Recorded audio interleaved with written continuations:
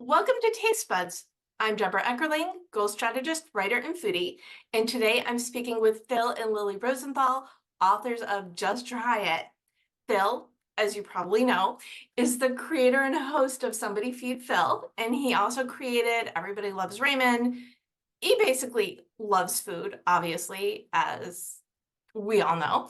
And Lily Rosenthal, who now loves food, if you read the book, you know this, is an actor, writer, and producer. And I'm so excited to talk to you, well, because you're you, but also this book, Aw, so adorable. So thank let's you.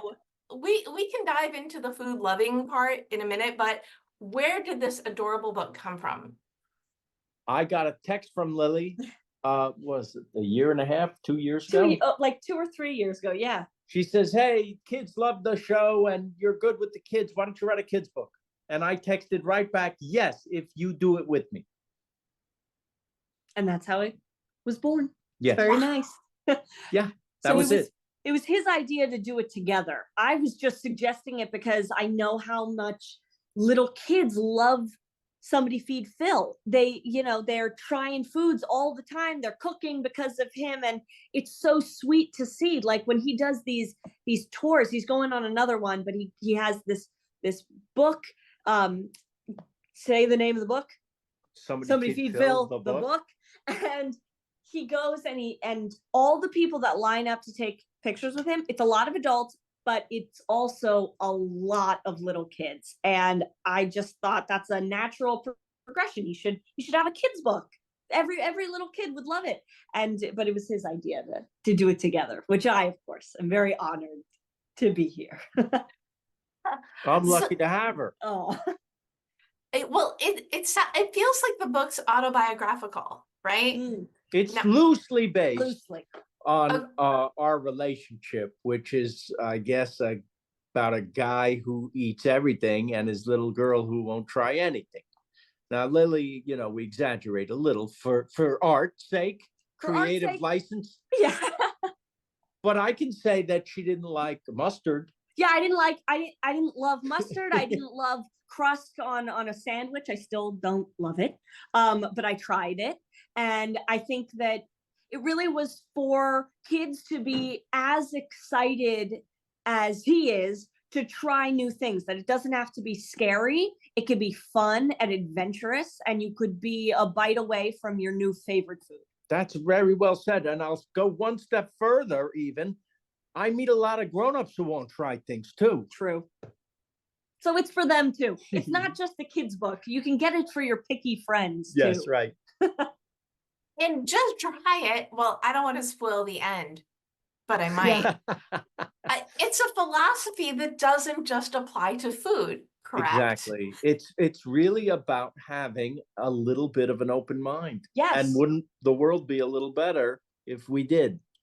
It's all about broadening horizons, whatever that looks like. For us, it's food. That's the way we get in there. But it's for everyone about everything. So where did the philosophy of Just Try It come from? I mean, it came from you, but what inspired that? I mean, you, Phil, what inspired it?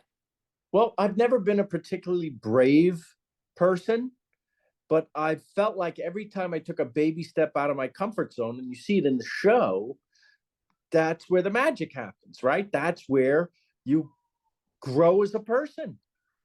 It's all about growing up. If it's mustard, right, that's a grown-up flavor. You'll see kids, they just want ketchup on the hot dog. Why? That's sweet. And familiar. We know it, right? And then mustard on your pretzel or your hot dog, right, is now you're taking one step into maybe being a grown-up. But I see, again, so many grown-ups who still put ketchup only on the hot dog. I'm not saying don't put ketchup on your hot dog. It's fine. But the metaphor is there's some grown-ups that never grew up and don't want to try anything. 2/3 of Americans don't even have a passport. Right?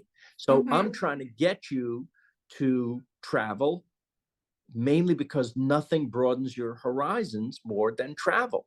And for me, sometimes the first step into that adventure is the food. So what you're saying is mustard is a gateway condiment. That's it. Absolutely. The same way lox gateway sushi, right? Exactly. Like we all need a little baby step sometimes, and sometimes we need a vehicle that helps us get there. So Very good how you brought it to the Judaism. you're right. See, that's what we're doing here. We like to tie in the Judaism whenever possible. Well, I mean, so Taste Buds with Deb, it is on the Jewish Journal Podcast Network. It's a Jewish podcast about food. And Right. so, but I have to ask this. So Phil, you don't cook, is that right? That's well, Yes, it's almost true. entirely true. But I used to fool the children into thinking that I was an Oh. amazing chef because like what were some of the things? Daddy's famous peanut butter and jelly sandwich. Yes. Daddy's famous bowl of cereal. Ooh. Yes. And they would be excited because it was famous. Yeah, I lied to them. it was nice. Oh, And I okay. cook either, for the record. I also Well, don't actually, cook. you can cook. I You what can can make I- it. I You can make make some things, but there's no way I would ever say, do you cook? If I couldn't say yes, because So what did you do? so I started dating a chef. Excellent idea. And that is Workarounds? the answer.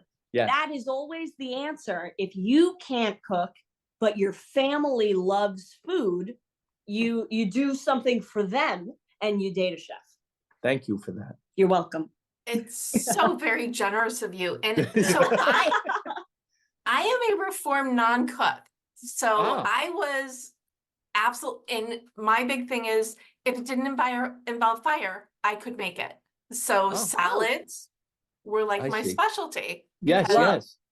But then I got an Instant Pot and realized you could put in ingredients and it would come out meals. So I could do other things. So I loved, it was like set it and go. What was your go-to with that? Like your first one that you discovered, oh, if I put all these things in, it would taste very nice. Oh, chicken soup. It is Chicken like soup. literally the easiest thing on the planet because you get your chicken broth and you can even do Yeah. it with rotisserie chicken. Right. Or I've grown up, I now do chicken breasts with it and you put in vegetables a little better than bouillon spices and then you just let it do its thing. Right.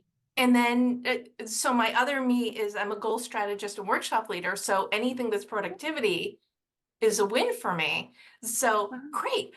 Let's see what I can accomplish while the soup's being made. Ah, So Right. that was my, like mustard is the gateway condiment. The Instant Yes. Pot was my gateway appliance. I But see. I love that. That's great. I get it, other things done after I make the phone call to the To takeout. order, yeah. that works too. I think the thing is, if we love food, we figure out a way to get it. Of course. Always. And the more we can put food into our lives and be a Yes. little bit more adventurous. Yes. And so what is your favorite, I'm gonna say what is your favorite food and then what is your favorite Jewish food? Ooh. Oh. And it could be What if the they're the same. same? Oh, I was It gonna could say be the that. same. Should I go first? Yeah. All right. I would say my favorite food is sushi, and my favorite Jewish food would be a bagel with. I'm gonna paint the picture of how I want my bagel. So it would be the bagel first, and then scallion cream cheese, and then the capers so they don't roll off, right? And then the lox, the tomato, and the onion. Wait, don't you put the lox on the top over everything? You're That's what I do. absolutely right. The That lox is is what I the do. cover, Yes. so the lox nothing is- falls off when it's you the bite it. blanket. Yes. But the biggest thing is that people always put their capers last. and And then I it rolls never all understood over. that because then it falls off. If you put your capers, kind of pat them into the cream cheese, they won't move, people. They won't move. And then you put the onion and tomato on top of that, and then the lox. the nice smoked salmon on top. There's bagel and lox. That's right. That sounds very suspiciously like what you just described. Yes. Yes. I have to say we put things we liked in the book. Yep. Peking duck is another. Oh, favorite we're of having it ours. tonight. Yeah. Yeah. we love every food that's in that book. True. So Phil, your Yes. favorite food? Oh Oh yeah, my sorry. God. It's your turn. Peking duck is like way up there. Is it? Would you say it's your favorite food? I don't have one. I know. Okay, just today. What's your favorite food today? Pizza. Oh, pizza. Okay. If I had to pick one, I always get pizza as the go-to. I think I could live on pizza because pizza can be ever changing. It's the most versatile. It's a canvas. It's a blank canvas for you to paint on. Pizza. So what is your earliest food memory? Bonus points if it involves Jewish food.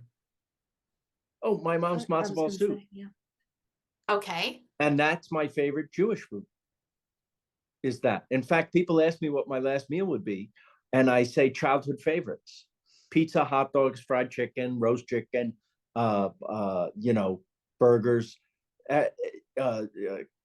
cookies, things that we love since childhood. Right. But I would then finish with matzo ball soup because that's my mom's matzo ball soup. That would take me right back to earliest memory.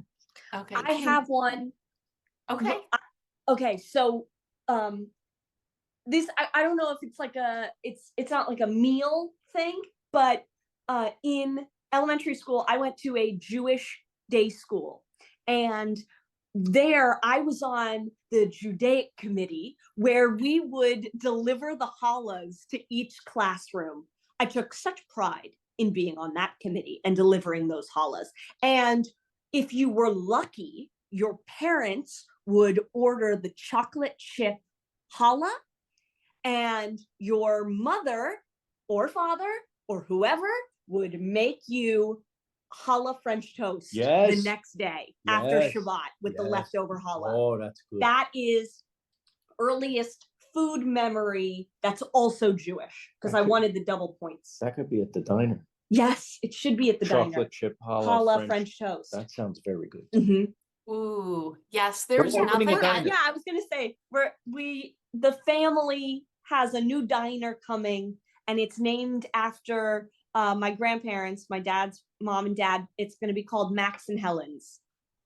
Lovely. We're so excited. Is it going to be here or there? LA. In LA. On Excellent. Well, I see another conversation in our future for sure. We were talking before we started recording about, we're saying, it's a Jewish food podcast, but isn't all food Jewish? So what do you think? The question was, is all food Jewish? What is this connection between Jewish food and our love of food? I think in every culture, there's kind of this pride and this feeling that we love food the most. Right, Dad? Wouldn't you say? If you talk to a Chinese person, they say you'll never eat more than in a Chinese person house. If you go to a Greek person, they'll say, you know how you tell you're at a Greek person's house? There's no space between the dishes. Right. Our friend Ray Romano says, if you don't want any more food at my mother's house, you're going to have to shoot her. Right? Or like just every culture loves food. We don't own that. I will say though, if you're Jewish, you love food. Yes. I have met one or two people who say, food, really, Deb? Food? And I'm like, yes, I've gone from Reform Non-Cook to food writer and food podcaster. Yes, food. What do you say to those weird people who are like, but I don't love food. I eat just to eat. Yes. Yeah, some people eat, it's, food for fuel, which I totally respect and understand. And I don't want to go out with them. Yeah. But everybody's different. Everybody has their own feeling. We find so much joy in food. We can't imagine such a thing. It's like the center of our social life, even. Absolutely. If we're going out, our travel. Yes. Everything. This is what we do. Yeah. Family vacations are planned around the eating. And, where we're having lunch depends like, you know, what we're in the mood for, and that's going to shift your whole day. If we're having a big lunch, he's going to say, I'm done, I'm going to go light today for dinner. Like it's a strategic thing. At every meal he's planning his next one. You know, it runs our life, so it's very important to us. So what final food for thought do you want to leave people with? Pass this. Oh my God. Okay, I can't really pick it up, but I'm gonna Slide it. slide The it. hotel made this for us. Can This you see is this? completely made out of chocolate. Oh, isn't that crazy? Oh no. Lily, Yeah. just try it. Oh, you're gonna take a bite of it? Oh no, it's so beautiful. I literally don't even want to. Ooh. There is a chocolate frame. If you're listening to this as a podcast, there is a chocolate frame that they're eating Wow, that's around good. their book Oh my cover. God. That's really amazing. Where Just try it. That's my message. That's where, Lily's message. It's our message. Lily, aren't we delicious? where can people learn more about you and your book and every awesome thing that you're doing? PhilRosenthalWorld.com. Go there, people. It has all the info about the book, all the info about the show, everywhere we go in the show, every place we eat in the show, every place Lily and I will be on the book tour, including Amazing. in LA next week at Vroman's and at the Barnes and Noble at the Grove and at Smorgasburg even. We're gonna do an appearance. Yeah. And then starting in April, you can find out about my 2024 Somebody Feed Phil live tour, which is going to 25 cities around the country. We have a lot to do. A lot to do. Plus So- a diner. So if you love food Yes. and you want to just try it, Yes. try it and come Yes. hang out with Phil and Lily. Yes. Thank you so much, Aw, Phil and Lily, thank Lily and you. Phil, for joining me. Thank you for tuning in to Taste Buds with Deb. Don't miss an episode. You can subscribe on YouTube and or your favorite podcast platform. And you can go to jewishjournal.com/podcast to read the articles that go with each episode. I kind of feel like I want to put your bagel recipe in this article because I love to add food to it. So we'll absolutely do that as well. So whether you love to cook, whether you love to eat, if you love food, you're here. We're glad you're here. So until next time, go explore new things. Just try it and bon appetit. Oh, yeah. Thank you, Deb. Thanks, Deb. Lovely.